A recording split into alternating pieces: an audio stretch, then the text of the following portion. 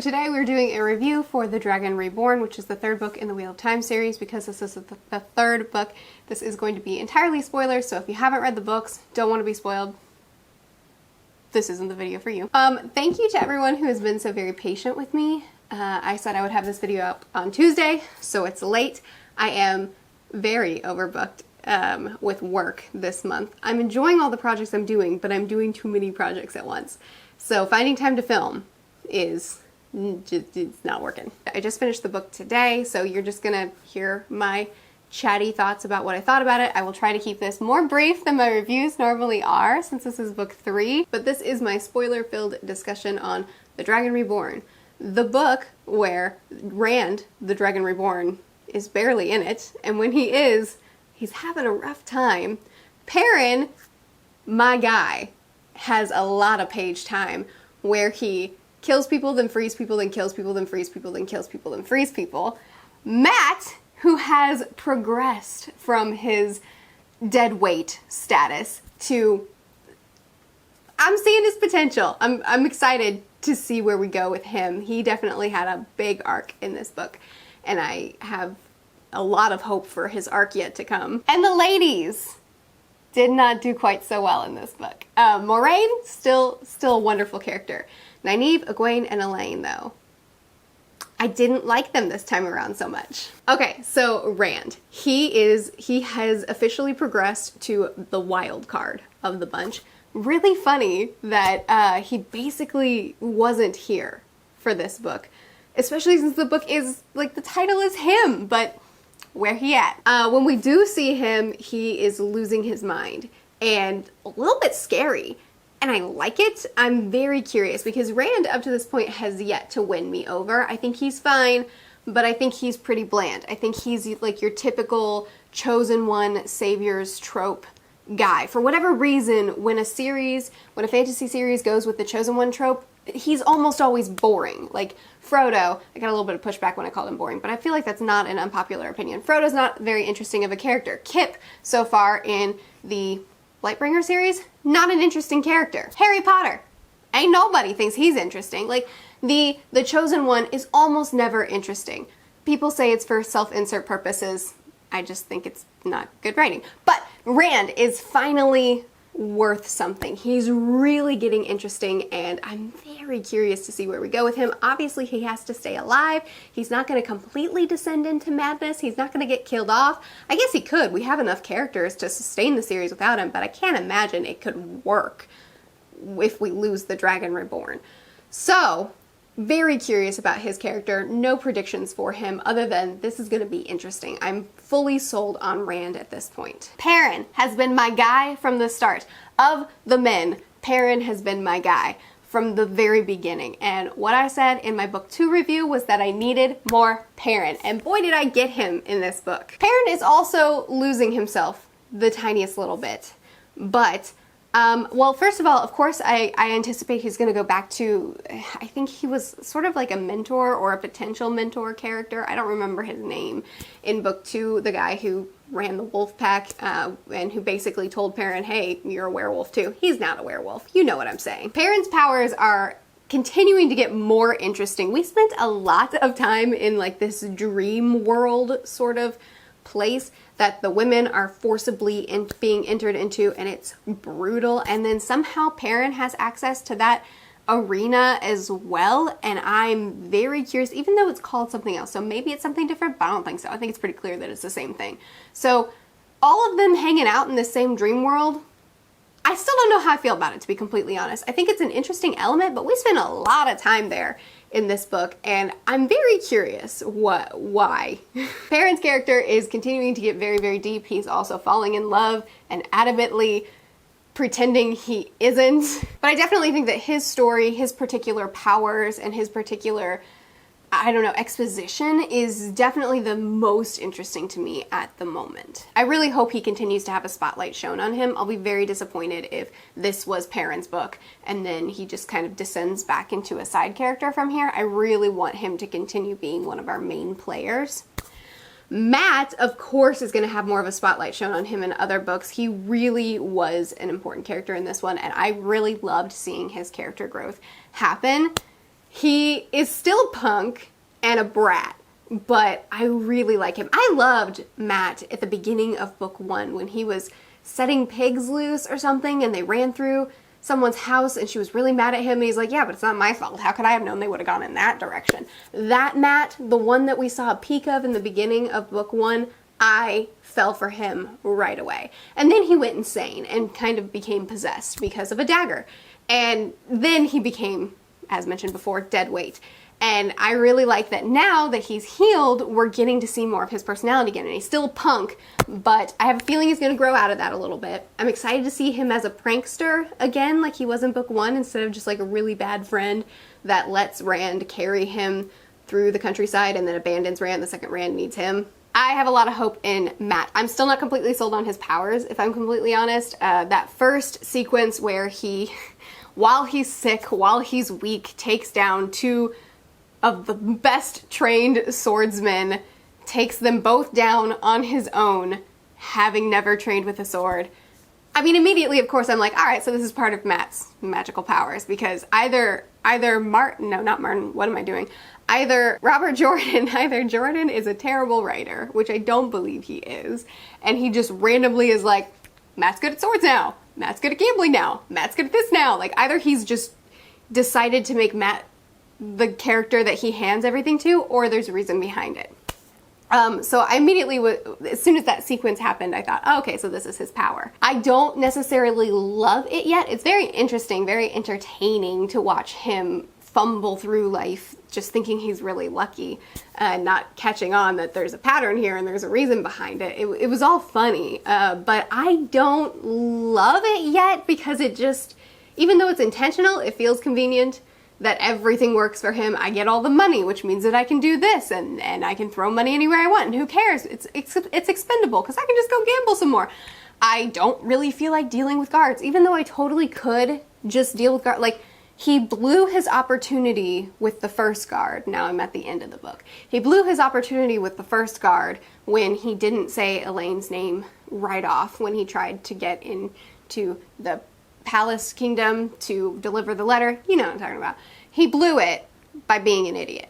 And then he went back and they said, no worries, talk to another guard, just do it correctly this time. And he's like, nah, I'm gonna scale a wall.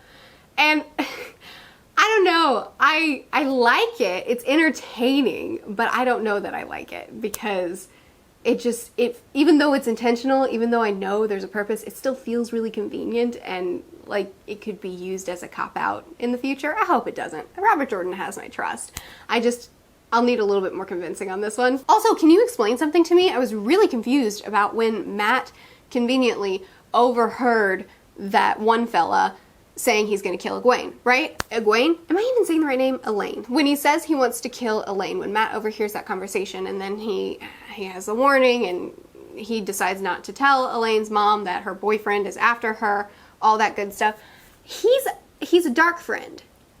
And I don't really understand how Matt was able to overhear a conversation without the dark friend knowing that he was there.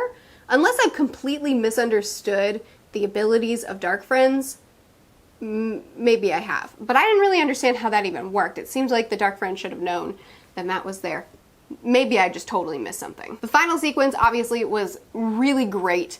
I have a couple nitpicky things to say about it, but for the most part, it was a ride, it was a blast. Robert Jordan does great at writing his endings, writing these big, epic endings that are just a lot of fun and read really, really quickly, and it was a great ending sequence, and Matt was a key component in that, which was stellar. I mean, the women had basically already freed themselves using that ring thing. They had already basically freed themselves by the time Matt came and finished freeing them. But I did feel pretty bad for them because they treated him terrible after he did this, after he risked so much to help them, and then they were just so mean to him. And he seemed pretty bothered by it too, so hopefully that comes up and gets addressed, but kind of felt bad for him. We'll get back to that because like I mentioned before, it wasn't a shining moment, this book, for the women. Except for Moiraine. Moiraine, who didn't have an extreme amount of page time in this book, was very powerful, and I really, really liked seeing her in this one. I also really liked that the crew is starting to not lean on her so heavily, and when she's trying to manipulate them and trying to persuade them to do what she wants, like she has for the last 3 books, they are finally starting to push back and just really growing as characters, growing in their confidence in who they are and in their individual abilities, and starting to not allow themselves to be entirely led by Moraine, which I think adds a really interesting dynamic, and I'm very excited to see where that goes. And then as far as Nynaeve, Egwene, and Elaine, I didn't love them in this book. Well, first of all, this book was really heavily focused on them, and I really thought I wanted more from them after book 2, just because the Aes Sedai in general are very intriguing to me, and I really wanted more politics from them. But everything centering around these 3 in this book just wasn't really that interesting to me. I didn't care very much, and we were in their perspective so often, and I don't know if it's just me, but I just didn't care.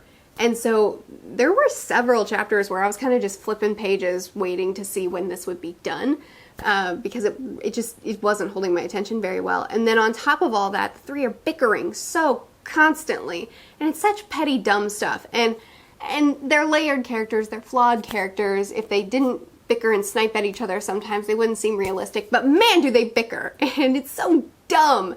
And it was annoying, and it got on my nerves. And Nynaeve, who I have loved for books 1 and 2, started to get under my skin a little bit too, because she's a bully, and I'm getting tired of her pushing everybody around. And she's a grown woman. Like, she's not a kid. She's not 20 like the rest of these people. She's a grown woman. I mean, maybe she's like in her late 20s. I don't know how old she is.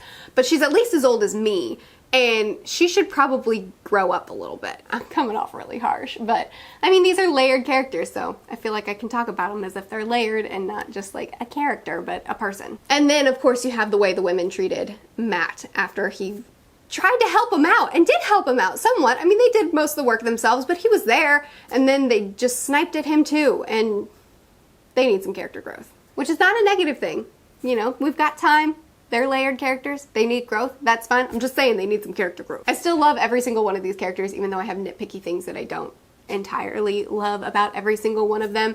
I still am very attached to them. I loved watching them grow from book 1 to book 3. We've already had so much character arc in each and every one of these characters, which is phenomenal, and I love it. So even these little things that I'm kind of griping about them, I still love them. Then you have the ending, which, like I said, is a ride. It was an absolute, like, Robert Jordan is just really, really good at his endings, and it was easy to just fly through those final 100 pages. It's a bit formulaic at this point.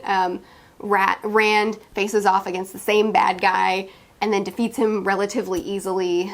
This time we have a body, and I think we're supposed to believe that the Dark One is defeated. Pretty interesting. We find out that the guy with the eyes isn't the Dark One, unless I'm misunderstanding things, which I was surprised by, so that was a nice little twist. And I guess that is final, but I mean, obviously the Dark One isn't gone. But yeah, it's just become a little bit formulaic with like the big battle where everybody was apart and then they come together and they all fight together, and then Rand defeats the guy pretty easily, and then, but it's not over yet. So I'm excited for book 4, because a lot of people say that book 4 is like really where Robert Jordan hits his stride and starts making this series what it is. Books 1 through 3 are all different, people say, which I see. They do follow different themes, and then books 4 on start to really be the theme of the book. Is anything I'm saying making sense? Well, I'm speaking off of what other people say, so I don't even know what I'm saying. But anyway, I'm very excited for book 4, because I'm really excited to see what that is, and know what direction the story is really going in. That said, it also seems like a lot of people say that The Dragon Reborn is their favorite book, and I can't say the same. Honestly, even though I loved The Dragon Reborn, I thought it was a great book. I had a lot of fun reading it. I'm really glad I read it, and I'm excited for the next one. It's probably my least favorite of the 3. Between how much time and emphasis is spent on Nynaeve, Egwene, and Elaine, and that not being interesting to me, and the fact that the 3 girls really went down in my mind as far as like ranking of how much I like characters, and they were the ones that had so much focus on them. Well, mostly that's the reason why this just didn't really do it for me. And then I loved the emphasis on Perrin, and I loved the arc that we got on Matt, and I loved the extra layers that were piling on top of Rand. And of course it was a really fast-paced book, but I kind of like Robert Jordan's slower pacing for these books because there's so many characters and because there's so much going on. I kind of like just taking our time through the world and having a lot of downtime and having a lot of time to just sit with the characters and explore the culture a little bit more and explore the world a little bit more. And I feel like we kind of missed out on some of that in this book, where there wasn't a lot of downtime and there wasn't a lot of time where we were just hanging out with the characters, especially the guys. And I feel like I missed out on some extra depth and growth of the world around us because we were moving so fast the whole time. Maybe that's a preference thing. I bet a lot of people won't agree with me on that because everybody seems to love this book, and I really enjoyed it too. But book 1 is still my favorite, then book 2, then book 3. So I'm excited for book 4. I'm excited to see how that one plays out. Still love the series. I don't know. These are my off the cuff, I just finished reading, my thoughts aren't put together, reaction thoughts. Feel free to chat with me more about it in the comments. If I missed anything, if I got some stuff wrong, if I misinterpreted some things, feel free to chat with me about it. I would love to continue talking about it. I post videos every Monday, Thursday, and Saturday. I'll see you guys again soon.